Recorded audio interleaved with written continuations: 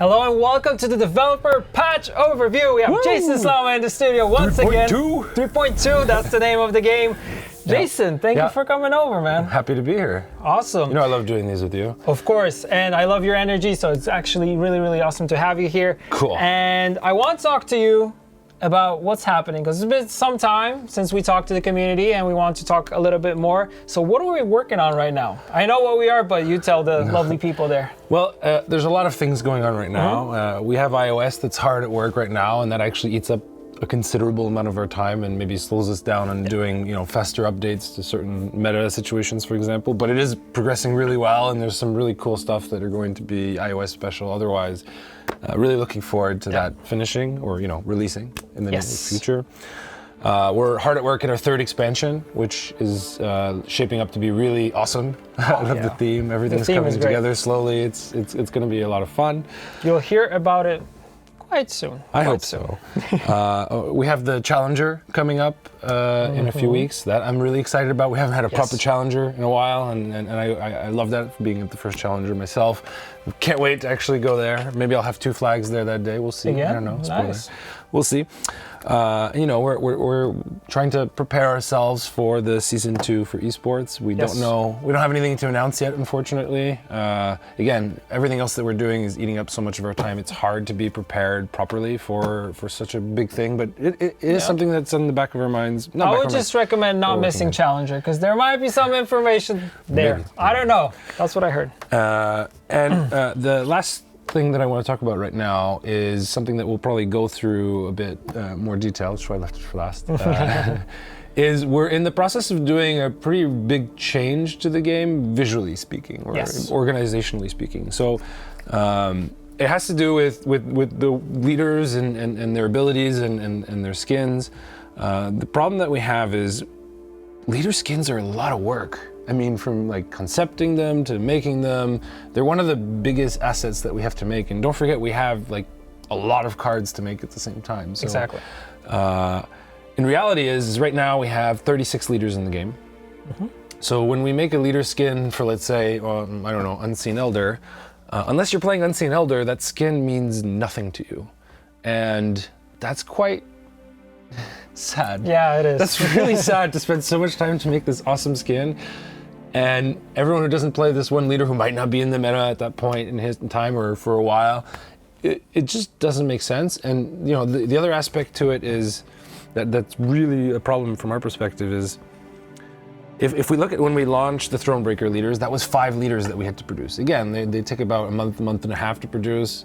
So that was 5 that we had to do it, and they had to be on schedule. It was the same thing with Crimson Curse expansion. We had to make 5 of those guys, and they made it hard to get our cards up to date as well. And you saw with the release of Nilfgaard that, well, we got the 5 leaders in, but we had to make some cuts on the cards. And that's just a situation that could easily be avoided, could avoid the crunch and having to push our artists even harder to produce more by not putting such a hard requirement that to add new leaders, we have to now release 6 of them at the same time, or then all of a sudden we have a disbalance between the factions. So what we want to do, long-winded thing.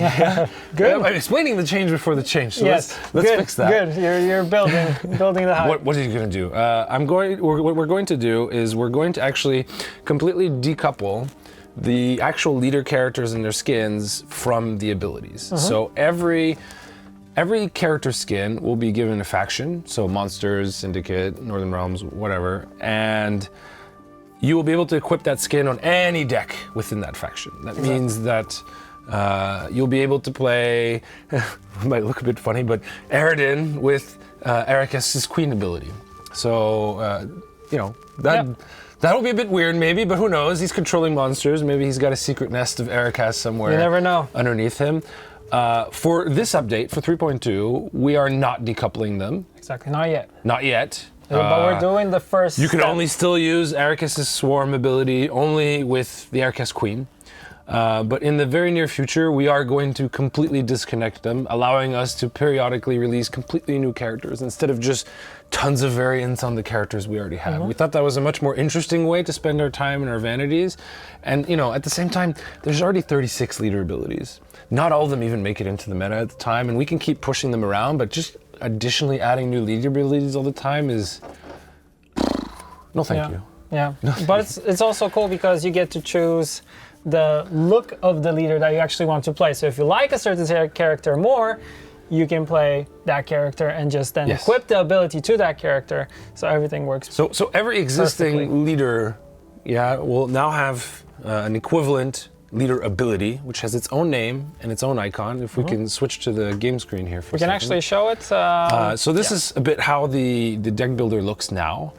You can see that we have the icon of Call of Harmony, which is Dana's existing ability. So in the future, you'll be able to equip a different skin than Dana and still have Call of Harmony's power. So let's say your favorite character is really Eldain, because who doesn't love Eldain? I love him. Or random arbitrary guy. You'll be able to play Eldain with Francesca's ability, or Eldain with anyone's ability from Scoia'tael. So you choose. we won't allow the skins to go cross-faction, because that's a bit too much. Yeah, I mean, very unflavorful. I can live with Unseen Elder spawning little Arachaz Dorns, because screw it, he's a monster. I guess it's a bit of a stretch, but I can live with it. But having Unseen Elder controlling, I don't know, the Syndicate would feel. Actually, no, let's do that. No, I'm kidding. Let's not have a higher vampire control of the criminal underground. Let's not get too crazy.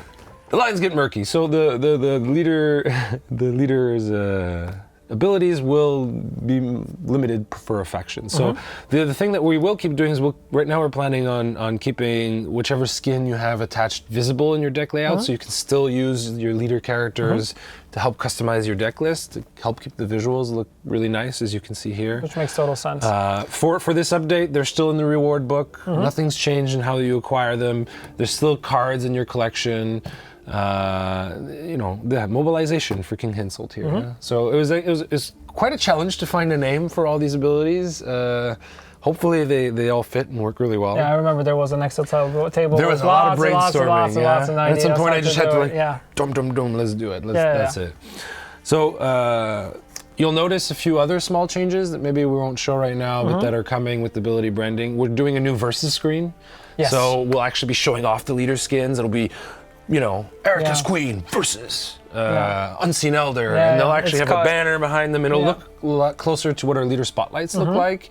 And when the coin flip ends, whoever wins the coin flip, they'll be like, it shows you the turn, and it shows you your leader actually reacts. Okay, I'm first. That's me. Yes, I'll be attacking first. Not you, me. And it's cool because it shows off the models and they're in the battlefield scenario. So it gives them more versus feeling. I think the card and the other card does make sense. So the leader cards are going to disappear eventually with this change. Not in this update, but in a future update for sure. Small changes. We'll be changing the way leader charges and their abilities work. So you'll be able to see in the match what, based off that icon and some nice visuals, what leader ability your opponent has without mousing over it. Yeah, it's a lot more visible. You guys will see it when the patch launches tomorrow. But it's a lot more clear now how everything works, which is awesome. And of course, quality of life. This is something that I really push for, because it was kind of driving me nuts. When you finally get to the mulligan phase, I will admit that sometimes, I'm not fully paying attention to the old versus screen, and I miss completely what my opponent's ability was. So actually 90% of games after the versus, I enter in the mulligan and I just hide mulligan so I can go find out what my leader ability is, and then I spoil the intro and the flow feels a little bit weird. So from now on in the mulligan screen, you will be able to see your leader ability and your opponent's leader ability. So you will be able to check that immediately, which I think is a nice change. Yeah, it's a small change, but I think it's very important. Like you said, sometimes we don't pay attention, so we just jump into the game and it's like, oh, what does he do? Oh, okay, now I remember. Maybe you're waiting for the loading, you get your coffee, you come back, oh shit, I'm at mulligan. Quickly, what's my leader ability? It's a small quality of life improvement. Yeah. That's that. That's ability branding for now. If you guys have any questions, concerns, suggestions, we'll be reading them and we'll try to adapt according to how you guys feel. I know it's a big change, which is why, for this update, we're not actually decoupling them. I want to give you guys a chance to learn the new abilities, names, learn the new ability icons, while still being able to say, I'm playing against Aridin today. So you're not completely lost the second this comes out. So in the terms of how you talk, you can continue, branding it on the existing characters if you want. But I suggest you slowly start learning the ability names. It opens this up. If we ever want to launch new leader abilities, for example, we won't need to make 6 skins to launch it, which is a makes a heavy lot of sense. requirement for an Which makes a lot of expansion. sense. And if we want to release, I don't know, some popular characters that people have been demanding, we don't need to find 5 others that sort of match their theme and try to fit everything we can just in. launch that character. I won't say who, but some people have been asking for certain characters. Yeah, and making now, models for them is... Now it'll be a lot more realistic to start releasing them, which I'm super excited about. All right, moving forward, since you already highlighted what ability branding is and some examples of what we will be introducing in 3.2, there's also, if we jump into the game, there's small things like you can now click on the Gwent deck library and go straight from the collection, something that you guys requested, and I think something very cool, you can actually duplicate your decks. This was a feature that was heavily asked by the community. I actually asked for this to be created, and it happened. So I'm really happy because I was really pushing for this one. I'm not sure if it made it into this update, but if it's not something that we really want to do, and that's not having to restart the client when you import a deck from the Gwent deck library. I'm not sure if we got it in for this update, but it's definitely something that's on our list. I think it's going to be in the upcoming ones. I think so. So just FYI. Yes. You also get to do something cool, which is like when you go to the play part, you can actually go to Gwent deck library, or you can build a new deck from here, so you don't have to go back into the collection. One less click is always nice. One less click. It's just, it makes sense, right? So and here you can see again the deck visualization as it was before. Exactly. I think one small thing that we changed is, do you care about any of these decks? No. Okay. Let's brick a deck. Yeah, you can have fun with them. Let's break it. Let's get rid of the Great Oak. Oh, it's not a valid deck. What will we do? So in your deck list, we will now tell you why your deck is broken. Yeah. So in this case, it is broken because you do not have enough cards. So this will be really helpful, I guess, after an update. If your provisions break, you'll have a quick update. Why is this deck broken? Yeah. Which should really, I don't know, small quality of life thing. Yeah. Also, going back, something changed here. So players below rank 7 won't be able to access casual mode matchmaking, so no rank progression in this case. I mean, it was getting a bit ridiculous. New players going, I can't seem to win, what's going on? And it's like, are you playing casual? Yes, don't play casual. Yeah. So we just have seasonal, classic, and training right now. However, if you're ranked 7 or higher, you can still play casual. Exactly. So that's where the ranks really start to matter and the losses really start to hurt. Yeah. Like I know you guys are very heavily focusing on new user experience. So first-time users are coming into the game, especially with us launching on iOS. We will have a lot of new players coming to the game. And we have to be prepared for that. And we have to be prepared and to make their life a lot more easier. So that's why a lot of quality of life stuff, a lot of things that make more sense are happening in the game. Cool. Also, something that I'm very excited for is like you will have little particles go up when you click on the board, which is awesome. I think the one that surprised me the most, and we'll be adding more with time, is on that small list of what we did in the first time that we had, because we're juggling a lot of things, is we did that if you click bones, there's little fragments of bone that go flying with sound. Yeah, so depending on what you click, it's only a small change, but it's at least now you have something to click to keep you interested, and we plan to keep adding more and more really cool little details to game boards as we go on. We need to find time for it, because we have expansions working on everything. It's hard. We're juggling, but we want to keep moving things forward and keep making the game better for you guys. So. Yeah. Moving on, Arena. We already tested something for Arena. I know we also want to do some more stuff for Arena, but first of all, you guys really liked the idea of choosing your leader first. Very popular. So we were actually going to introduce this, and it's going to stay in the Arena mode. So starting with the next update, I think one day after, just for sanity of update reasons, Arena will switch to pick leader first. Exactly. And the big one. Big one for me. Big one if you're a Twitch streamer. Yes, a lot of you have been asking for a long time for this, and we can finally say that it's here. We have Gwent Observer. What is Gwent Observer? It's a Twitch extension. What is Gwent Observer? What is Gwent Observer? It's a Twitch extension, and pretty much now, when you're watching your favorite streamer, when they have their GOG account linked with Twitch, they will have an overlay on which you can highlight stuff and look at the cards and see their abilities and learn about everything that is on the board. And you can even go into the deck and graveyard. And you can actually go to the deck and graveyard, which is even better. Which is really nice. You can help them out, like, yo guys, what's in my deck? And they'll check for you.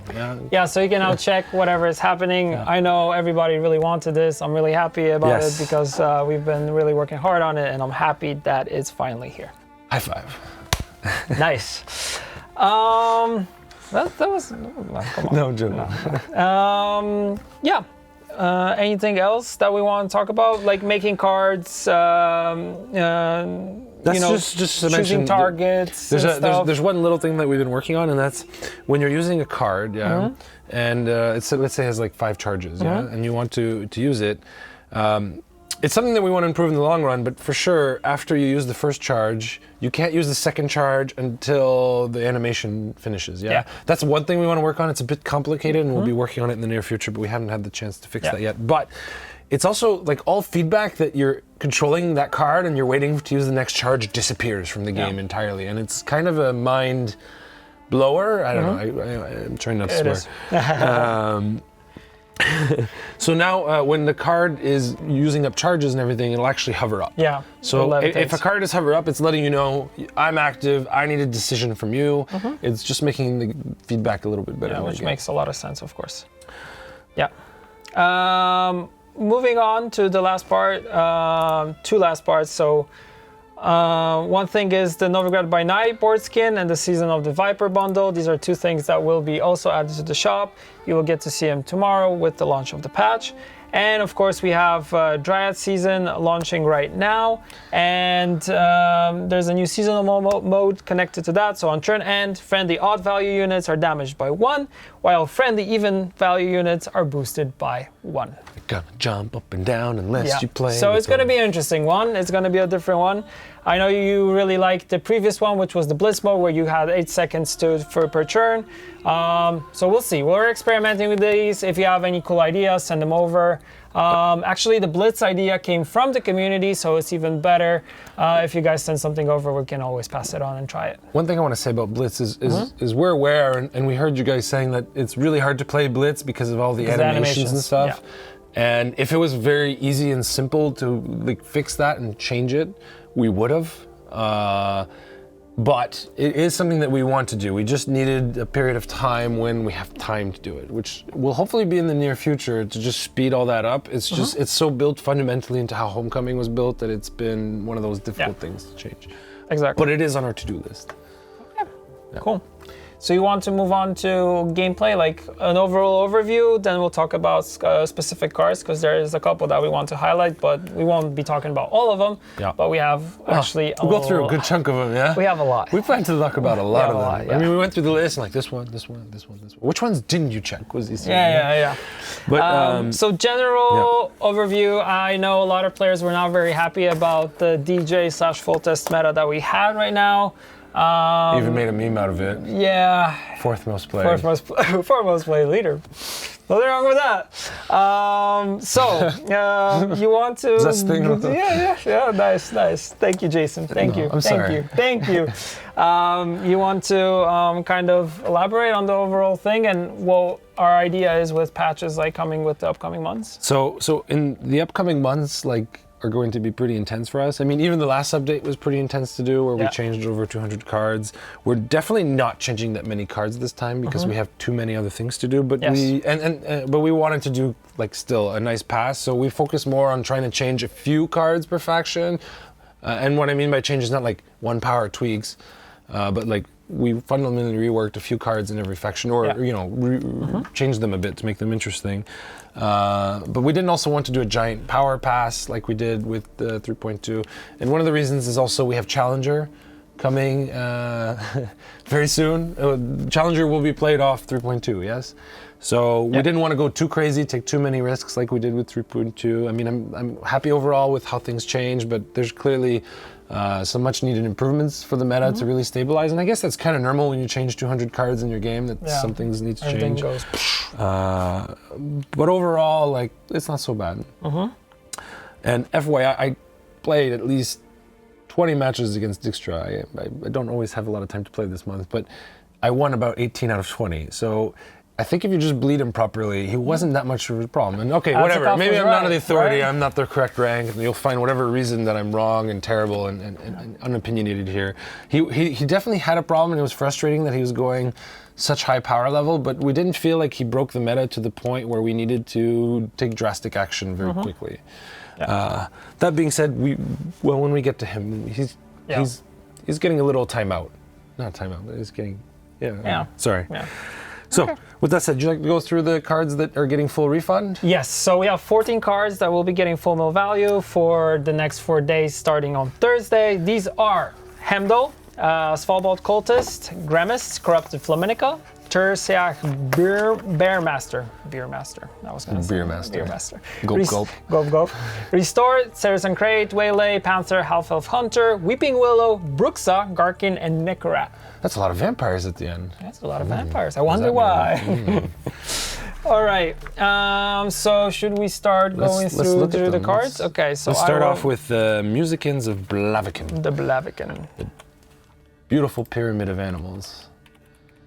So, Musicians of Blaviken had their power increased from 4 to 6, and had a new random tag added. I believe it's Doomed, wasn't there before? So now it's got about 50 positive conditions and 50% negative conditions. I mean, Doomed isn't the worst condition you can get in the world, but it's also not like... Yeah. It's not. Doesn't really give you anything. It's not the worst. It's not the best. So we're hoping this will actually make the card playable and interesting in some situations. We'll see. It just wasn't playable at 4 power in our opinion. Yeah. Next up is actually. So there is leader. one major leader rework in this update, and that is Detlaf. Detlaf got nerfed pretty hard in the past, and now we're bringing back up. His ability, by the way, is called Blood Scent. Somebody smells some blood. And his ability will now be order a given enemy unit bleeding 3 for 3 turns. Yeah. Charge 3. Once all charges are used up, spawn an Ikimara on an allied random row. A random allied row, yeah? So we think this is a lot more in line, and once you see all the other changes that we're doing with the vampires, which we'll go through in a second, we're adding kind of a bleed archetype into monsters, and I think it's really fun and exciting. It's much better than just giving him more damage, which I think is very standard for the, like, more similar to other leaders. So lots of flavor in that, and actually, and I like this, and we were just talking before this video that it makes a lot of sense to do all these changes, especially to vampires, and they feel now like a really cool archetype. Like Queen of the Night hasn't changed significantly, but she's melee give bleeding 4 to an enemy unit, range purify unit, so she's just adding in some blood. Bruxa was always kind of a fun card, wasn't she? Yep. I use the word fun. I don't know what I mean by fun, but I mean, I tried to play her too as well. She was kind of weird with gaining Thrive conditionally, so she's no longer conditional in her Thrive. And she'll deploy and she'll give enemy bleeding now. So again, we're adding more bleeds, yeah? So it's a very solid, I guess I would call it a 5 for 4 with Thrive. It's a very good contender for your deck at this point.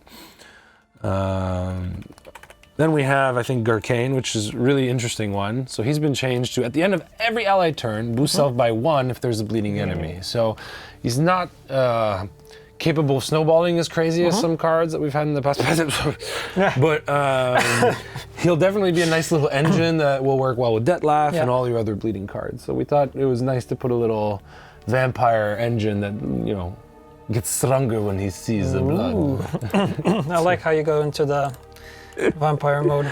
I know, it's so much fun to talk like old-fashioned Dracula type characters. Nikarat hasn't fundamentally changed in the sense that he's still a cooldown damage unit, but instead of draining, he'll now give an enemy bleeding for 2 turns, cooldown 2.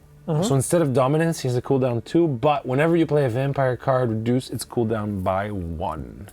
So he again helps actually create a synergize with vampires and gives you a reason to play more vampires. And again, more blood. A theme comes together.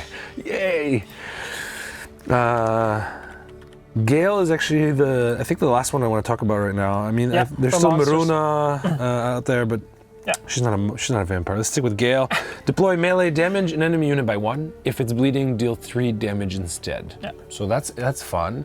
But it also has a death blow. Boost self by the destroyed unit's base power. Oh yeah. I mean, it's a bit of a complex card. You have to... But it's a fun one. It's a fun one. You have to bring something with high... Like, to get the most value out of it, you want to get something slightly big in base power and bring it down to within 3. But I mean, with all your bleeding, it's actually not that crazy to think that you'll bring something down that range and then... ping it down, boost yourself. He could be a really big play, and I think he's going to be a fun card to put in the vampire deck. He's going to be a fun card for sure.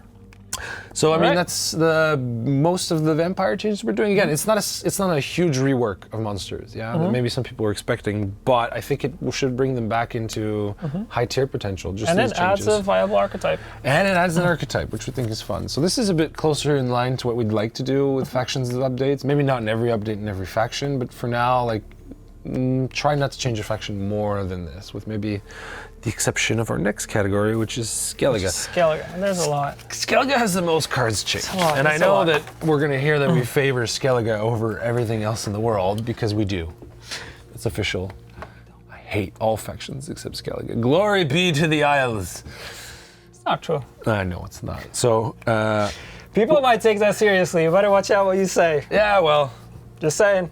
I'll deal with the fallout. Yeah. I'll cry myself. Yeah, asleep. Forest most played leader. So Skellige, in this segment I like to call Get Off My Isle. Yeah. So let's start without showing a card. Let's just start with Berserk keyword. Yeah. So the thing is, there's a lot of cards that changed in Skellige, but most of it is actually some minor changes, or at least I feel like they're not fundamental. For example, Berserk we've changed. So Berserk was a bit wonky and hard for. I mean, the average player can handle it fine, but it requires. You know, I don't like having to do counting in my head in a game that's computerized, because what's the point? The computer should handle stuff. Yeah. The design should save you from having to do needless calculations. So Berserk was forcing you to remember or find out what the base power of a unit was, divided by 2, but it rounded up, and then figured all that out. Yeah. So we felt like that was maybe a little needlessly complicated. So you'll notice that all cards with Berserk got reworked. Berserk now gives you a number. So let's say you're Berserk 2.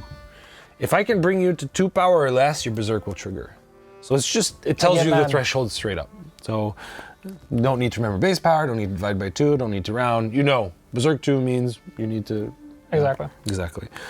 Cool. So We'll get some examples for that later. I just wanted to point out that is one of the bigger changes in Skellige, and it's a quality of life thing more than anything else, really. Although we did in some cases use this flexibility to balance some of the Berserk cards a little differently. So you want to start with Aced? yeah, let's start with Iced, who's the only leader in Skellige who got a minor change. His ability is called Second Wind. Second wind. He's done his sprint and he's ready to go again. Yeah. Order, play a Skellige unit from your graveyard. So this is no longer tied to the warrior archetype. This should open up Ice in ways that, well, I mean, you guys will discover. Whenever we do this kind of change, the community somehow finds a deck that we didn't plan for, and that'll be fun. But They'll have fun with it for sure. This will be one interesting change. I think Ice might actually, potentially, depending on what you guys come up with, enter the meta. So what's Sigvald next? Yeah, let's go with Sigvald. He's next on our list. So Sigvald was, again, remember, Berserk card, which meant that divided by 3 rounded up, he needed to be 3 or less, yes? To trigger. So we changed it to Berserk 4. So he's a bit easier to trigger his Berserk. So this is just an example of also the flexibility that this new Berserk keyword gives us. So he's fundamentally hasn't changed much, but he's a bit easier to bring into Yeah, Berserk. you have the keyword here, so you can actually see it. So another another Berserk change. Queen's Guard. Queen's Guard, I don't know if we need to change, or we need to show actually. Again, it's a Berserk change with a power change. It's more a little balancing. Let's go with Hamdall. Heimdall. Hamdall. The one that's on the list of full So metal Hamdall value. is one of those completely reworked cards. He is now deal 1 damage to random enemy units in a row, multiplied by the number of units on that row. Fun. Yeah, it requires a bit of Fun. setup. Might It's actually fun. be kind of fun with, I don't know, a certain leader ability that spawns enemy units on the row to give him an extra ping. Yeah. It falls in line a bit more with what we want to do with Skellige, which is less like big nukes and more trying to bring things down and, you know, scratching them. So those Bloodthirst trigger a bit better, yeah? Okay. On Crate Marauder, actually, on that topic, is find the getting a slight update in a way that we hope you guys will like. Maybe it'll stop some of the meme videos. He will now split 3, well, it won't stop it, but hopefully reduce. Reduce the amount of meme content. Split 3 damage randomly between all enemy units. So he can no longer hit your face. Yeah. Makes him a lot more playable. And it's Agreed. still memey. Yeah, still meme. But it's good. It's a step good in the meme. right direction. Yeah. Or Marauder in the right direction. Freya's Blessing. Freya's Blessing. Freya's Blessing is it's not a rework, is it? It's Freya's Blessing. Well, we added alchemy to this card that I remember off the bat, and again, instead of playing a bronze unit from your graveyard, it's a bronze Skellige unit from your graveyard. So we're being much more specific in these kinds of cards because it opens up a bit of design space for us in terms of neutrals, in terms of in general. Yeah. We don't like that the card was so broadly applicable. Svalblood Cultist. Let me find. Ooh, that's priest. I think this is kind of a fun change. Ah. There we go. You showed the wrong card. I was going to say. Yes, the Cultist. At the end of every allied turn, heal the unit to the left by 1 and damage the unit to the right by 1. So this is very similar to an existing engine in Skellige, but slightly different. Yeah? Exactly. So, I mean, if you play her nicely on the far right, she has no downside, she's constant healing to the 1. I can't think of anything that would damage to the right by 1 that this would offset. I don't know. Okay. So maybe this will be an interesting combo card, and we'll see it in some decks. Time will tell. So what, Gremist? Let's go to our boy Gremist. Gremist, who has a history of coming and going. He was very strong at the beginning and then got destroyed in balancing. That's what some would say. So, Gremist is back to being an alchemy card. Zeal Order range, Purify unit. Refresh this ability whenever you play an alchemy card. And so he's a nice little Purify unit that cares about alchemy. Yes. And remember that Freya's Blessing just got the alchemy tag, so that increases the chance. And I believe there's 2 others that got the alchemy tag. Yeah. It was Restore and Siegfried Right, yeah? Yes, I did it off memory. Exactly, nice, nice. So, you know your patch notes? I know. By heart? Sometimes. Sometimes. Corrupted Flaminica is next? I believe so. So she's another one of our reworked, if I'm not mistaken. There are a lot of things to keep in mind. Power changed to 4. Corrupted Flaminica provision changed to 7. Corrupted Flaminica ability changed to deploy. Boost self by 1 for each beast in your graveyard. That sounds familiar. So, do you guys remember those little Beastmaster that was kind of in the meta for quite a while because people would just be dumping them beasts in their graveyard so that they can like Beastmaster buff, Beastmaster buff, kill, resurrect, Beastmaster buff, Beastmaster buff, Beastmaster buff. Sorry. It's a good song. So maybe you want to do a rap song about it. Beastmaster buff ability is gone. Yeah. It was too juggly, especially on a bronze. Yeah. But we felt like it's a very strong ability, so we moved it onto Corrupted Flaminica, which we weren't too happy with her ability. We didn't feel like it was quite hitting where we wanted it to be, so we changed her to have a very similar type of ability. Although I feel like she's a bit of an upgrade about the Beastmaster because the Beastmaster required you to have a beast on the board to get its value, Like you could kind of kill that beast. She'll just straight up get you those points. And the Beastmaster has been changed. I believe, yes, he's had the warrior category add, and he's a bit simpler. It's still very good for a beast deck. Where is he though?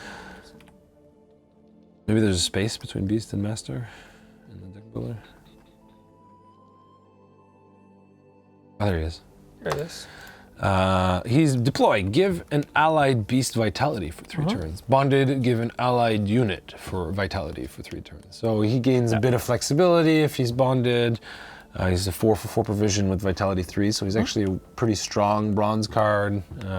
Has some nice synergies with beasts and still some flexibility to go outside of that. So I think he's a decent bronze. Nothing amazing, but pretty good. I mean, comparing to the ridiculous stuff he could do before. But hey, now it's uncorrupted Flaminica. Exactly. And he's a warrior now, yes? I said that, okay. Yes. Do you want to show Restore also? And this is actually also an example of us taking a keyword from Crimson Curse and applying it to a base set, I believe. Restore. Heal an allied unit, then boost it by the amount it was healed. I really like this ability. Me too. It reminds me of what you could do with a lot of other Skellige cards. It seems to fit the Skellige theme really well. And now it's not just limited to that one card. So whenever you're playing against Skellige, they might have Restore. It's an alchemy now also. It's an alchemy, exactly. And you know, not finishing off those Skellige big boys now has that extra chance of whoops. That was a mistake. Yep. So I really like Restore. We'll see how it actually plays out in the meta for 6 provisions, whether it'll find a nice place in the decks, but I think it's at least a fun card in design. Speaking of the alchemy. last new alchemy card, Right. So again, she's just a minor change, but she is limited to Skellige as well. But getting the alchemy tag again is significant considering Gremist, yes? Especially if you're playing against a vampire deck and you want to get rid of those pesky bleeds. Oh yeah. I think Purify is like one of those keywords that maybe sometimes underestimated when people make decks. I think it can be really strong against a lot of archetypes. Save the best rework for Skellige. You're really card. hyped about this one. So. I love it. I love the lore. Then when she comes out, she pulls one of her girls with her. You get to choose which one based off which row you play her. Both the types of Drum and Shield Maidens have an opportunity to pull out the other ones from your deck. I think she will be a staple in many Skellige decks. She will be. She will be. Queen's cards or Shield Maidens, you choose. I actually really like those cards. They're not always be top meta, but I think with Ceres, and especially the buff that's coming to one of them, I think it's totally legit. Legit, strategy. you say? I think it could be. Nice. All right. It's gonna be fun. All right. Something you called the Tiny Nerf Hammer. For Northern Realms. Yeah, we didn't change as much to Northern Realms as some people might have expected, but I guess we'll have to live with it. Although I think a lot of people did see our change to Inspired Zeal coming. The change for him to boost unit by 2 instead of 1 felt like a mistake, so we're just rolling it back to 1. Yeah. I think he's still a perfectly strong leader without that boost 2. So we'll see play. I think he'll totally still see play. So some of you guys called it. This ability is called Inspired Zeal. Inspired Zeal. They're fun to name. Yeah. Not really, but they're named. Oh, yeah, you had fun with it. A little bit. Yeah. And the last, in the second Northern Realms change that's worth doing out is Drog, which is another card that you guys seem to point out as a big problem. A lot of people were talking about this one. So he's been nerfed so that he will now transform all allied units to this row into Kidwinny Revenants. So he will not be able to transform both rows, which really gives him a power cap. He won't be able to transform the whole board into Kidwinny Revenants, only one specific row, and he adds himself to that row. So that's one additional Kidwinny Revenant that can't respawn. So hopefully that should take Drog and prevent him from reaching ridiculous levels. And make positioning and row positions matter a bit more for that card. Moving on to the best faction, which is Scoia'tael. Scoia'tael. Yeah, you should actually have water. Harmonic Winds. So we spent a bit more time on Scoia'tael. It has quite a few interesting changes. Francesca is the first one to mention. She is Mystic Echo. Yes. An echo. And a change to the ability, you can only play a Scoia'tael special card. It's very similar to what we did with Ice and a few Skellige cards. And this is a really important change. It allows us to increase her provision to 15. She can no longer double Ragnarok or double a lot of things that are quite painful to double. I don't know if we'll go through them, but there's cards like Water of Broccolon and a few other specials that got simplified. I think Water of Broccolon we don't need to show right now. We don't need to show right now. It has lost the Dryad requirement, so you can just straight up summon 2 Dryad fledglings with it. And so there'll be a few interesting special card upgrades for Scoia'tael, but also this allows us in design space to, provision better some of our neutral cards. I don't know if it was why it's not on your list, but I think there's a few. Anyway, we'll come back to later.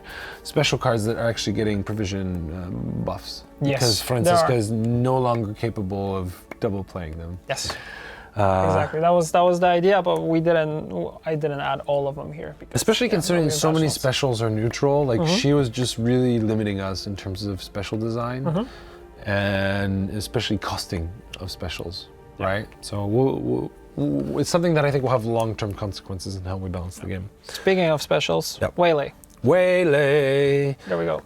Which is, I guess, a special for Scoia'tael right now. Damage net immune by 3. Death blow. Spawn an Elven Deadeye to this row. So you actually notice there's actually a few new ways to generate Elven Deadeye tokens. There's not much built off the Elven Deadeye archetype right now. I think there's only one card that will come out of your deck based off the number of elves. And she's the only one who might care a lot about your Elven Deadeye, but still, it's an interesting way for us to do a 6 for 5 conditionally. I like it a lot, to be honest. And I think I love the Elven Deadeye art, and you'll be seeing a lot more of them on the board. I also love that art. Oh, I know which one you want to show next. Oh, yeah. Your boy Pavko. Someone told me this, and I was like, oh, yeah. So Pavko is getting a bit more flavor. He's getting a bit more fun to him. He's damage unit by 1 cooldown 1, just like before. However, if you control only Scoia'tael units, I'm so Skellige. Yeah, Don't. that's for only. If you control only Scoia'tael units, damage a unit by 2 instead. You know, he doesn't want no pesky humans. No. Yeah.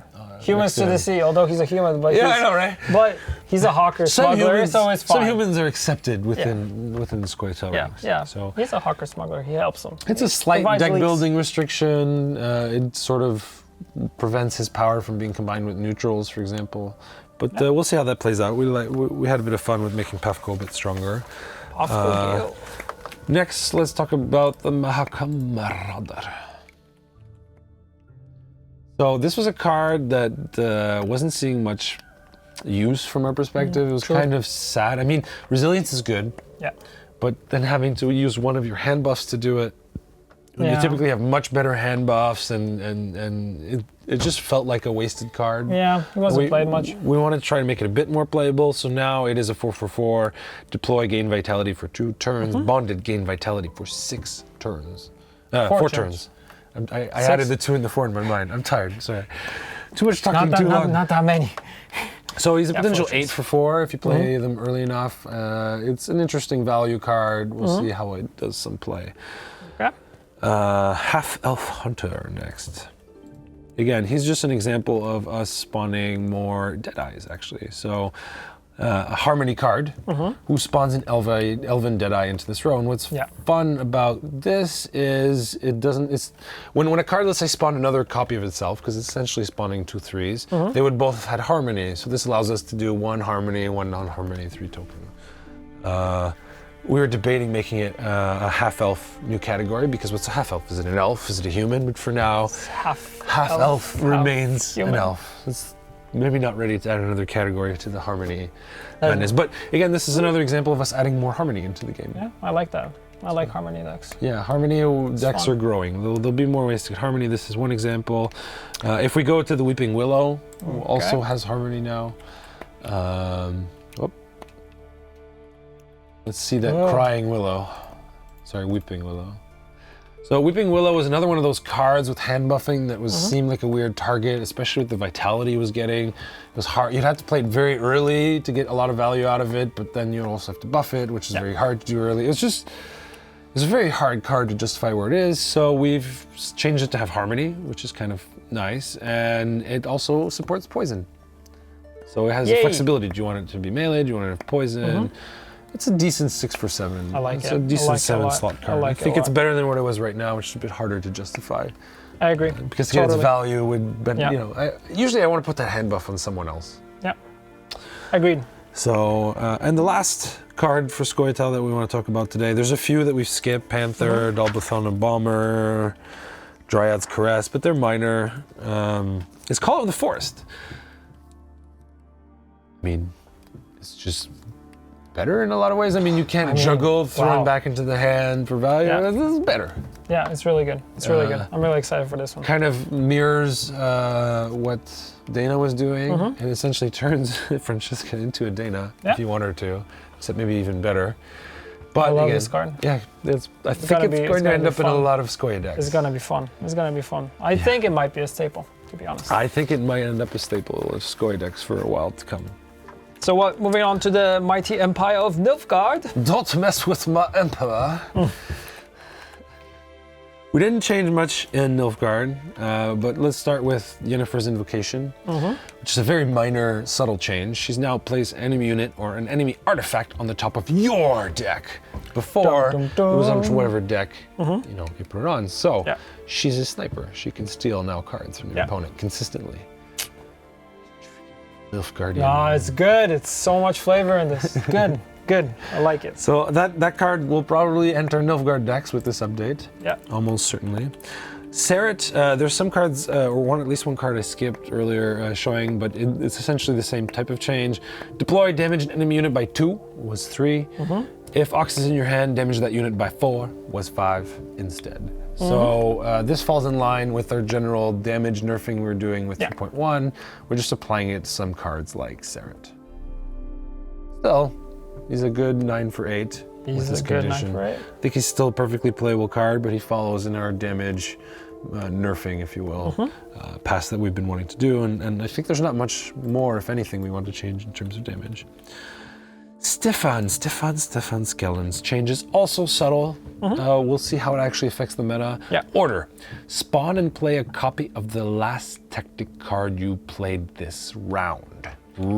So instead of having nice. to play that tactic, the turn that you want to use Stefan, you could actually have him replay a tactic you played earlier. And I don't know how much this will affect, at least the Nilfgaard decks I play, but I know that knowing this change was coming. You know, when you know the change is coming, you're playing matches, you start picturing how these card changes will do it. Because I often play real matches, not what's coming up.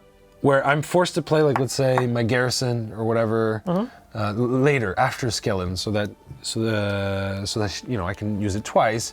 But it wasn't always necessarily the ideal order I wanted to play my cards. Like, I might have wanted to play my garrison first to, you know, trick out a Scorch or whatever, and then while I play Stefan, and he's still ready to play Garrison or whatever other special I played earlier. So I think it's a subtle change, but it could be very interesting.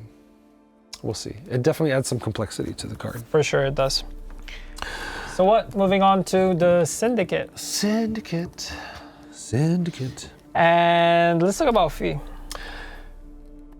You make it sound like there's more coming than there is. So quality of life change for Fee. Fee can now be played like orders, meaning you don't have to go Fee, target, Fee, target, Fee, target. You can just go Fee, target. Which is good. Yeah. Makes total sense. That's just a UX mistake we did when launching Nilfgaard. It should have been like that from the beginning. Community found this very quickly, so it's good that we're Now we finally had time to go ahead and fix it. All right. Oh no. Yes. No. Let's do this. It is time. It is time. We're adding one new card with this update. Ta-da-dum, ta-da-dum! Say hello to Scoia'tael Veritas. The premium will be available tomorrow, I believe. Yeah. Create and play a Bronze Syndicate faction card. Yeah. Premium is actually, I've seen it. It's pretty You're awesome. a runestone! I'm a runestone! Syndicate didn't have a runestone. And I said to the guys, well, if we're going to add Walter Veritas, it felt like he deserved to be somewhere. Yeah. Should be a runestone. And the artist decided that since I wrote the Walter Veritas journal entries, I should be Walter Veritas. So there you go. Makes total sense. Now you have Pafkogel, I have Walter. Yes. Oh, nice. Yeah, Nice. we're both good cards. Yay. It's awesome that you're in the game. It's an incredible feeling once you get out to the game. Until people start hating my card like crazy. It's gonna happen. But still. He's a meme card. I'm doomed. I'm doomed. Which is great. I mean, it's fun. I mean, come on. All right, let's move on to some of the changes that we did for Syndicate. There's a few. These should hopefully help with a lot of the problems people are having with Syndicate, but we'll see. Yeah. Bounty functionality has changed. Two. Whenever a unit with bounty is destroyed, the player who does not control it gains coins equal to its base power. That is as before. However, when bounty is placed on a unit, remove bounties from other units on that side of the board.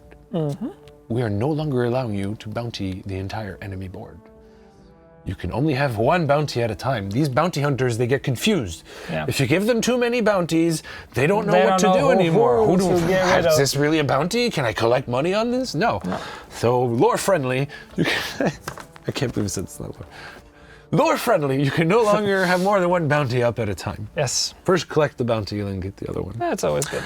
Blame it on the lore. This should prevent bounties from getting completely out of control, which has been a situation we've had problems with balancing.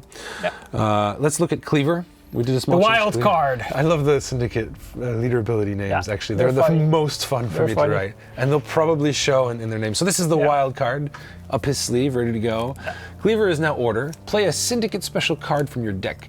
If its provision cost is 10 or less, gain 2 coins. Okay. So he no longer has a deck building restriction. He has a way of gaining coins based off the choice you do. So if for whatever reason you end up with all your high provision crimes in your hand, you don't necessarily want to send them back because you can get coins from using wild card in another way. Should make Cleaver much more viable. We'll see how it actually plays out in the meta. People won't make fun of him no more. Poor Cleaver. Poor Cleaver. Poor boy. Nothing poor about that. That dwarf tell you. Oh yeah, they're making money. Swindle was just too good. I mean, it was guaranteed 4 for 4 coins with a chance to get 6. So it's now a bit more risky. Yeah. I think lore-wise of Gwent lore, I'm gonna have fun with making something up on the spot. The city guards, they've gotten wise of all this swindling. Yeah. And now it's a bit harder to swindle than before. Yeah. Ain't as easy Not as it always was. getting the same revenue you were in the past. Yeah. Tough times in these Tough streets. times. Yeah. Tough times in these streets. Indeed. So what about Well, Igor? I mean, Igor, people will have seen coming. Igor the Hook. Nothing's changed. He has a cooldown 1.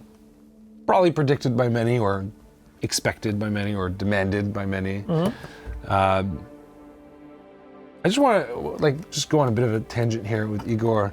Be my guest. It's very, very difficult to find a balance between making fun, interesting cards that can get out of control, and then not actually allowing them to get out of epic control. Yeah.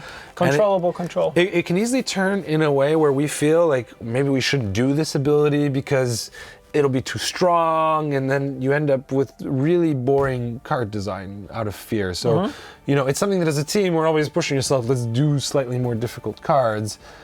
But it's really hard because it's so easy for you guys in general to come up with strategies that just abuse it to ridiculous levels. So I'm a little sad with this card.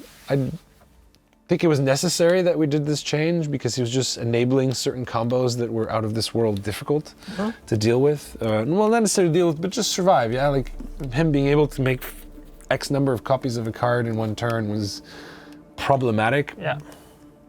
But that being said, it's very sad that it's very hard for us to make cards that allow things to go out of control, but within a level of reason. So Igor is right on the line of where I think he's lost a bit of his fun, like his ability to make fun situations happen. But I think it was a necessary price to pay so that he doesn't create ridiculous situations so often.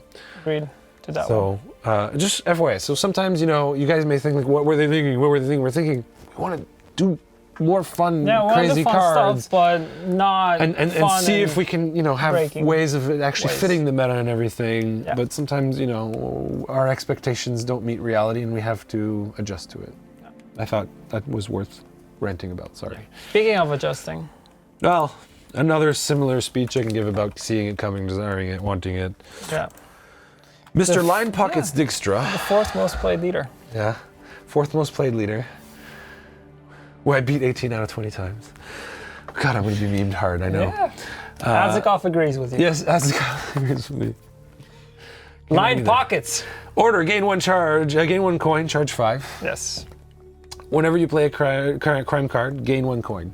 So he's lost his carryover madness, which I agree was a bit frustrating to deal with, and sort of broke our promise of 9 coins max carrying over, actually divided by 2, so not 9 coins. Per start of round. He was just allowing too much, especially with cards like the Peasants was just problematic. And so he will no longer be so crazy. Again, another one of those cards that we wanted to do something fun, but it got out of control and everyone was just playing the deck that made his ability really strong. Yeah. Or, the strategies. I guess it happens. He's should be in line with what you guys want now. Exactly. And that's it. That's it. That's all the balance changes. All the balance changes, but all the ones we want to talk about. Yes, exactly. There are a couple game fixes, but you will see them in the patch notes, which are coming today. So first you get to see the video with the explanation, then you'll get the raw patch notes. So yeah. Yep. That'd be it. Jason, thank you. It's been a long one. Yeah, I feel like. You talked a lot. Yeah. I hope you guys enjoyed getting insight on how we think and how we feel. I hope you guys are excited for some of the changes. Tune in for Challenger. September 14th? Yes? Yes, okay. 14th, 15th. Terrible dates. September 14th, tune in, Challenger. Exciting times. Enjoy 3.2. Hopefully it's much happier, healthy meta than 3.1 was. Exactly. If you have, of course, any feedback you want to pass on, let me know. Happy to hear it. Happy to pass it on to the team. Yep. And yeah, that's it. Till next time. Any last words? Till next time. Till next time. Bye. Bye.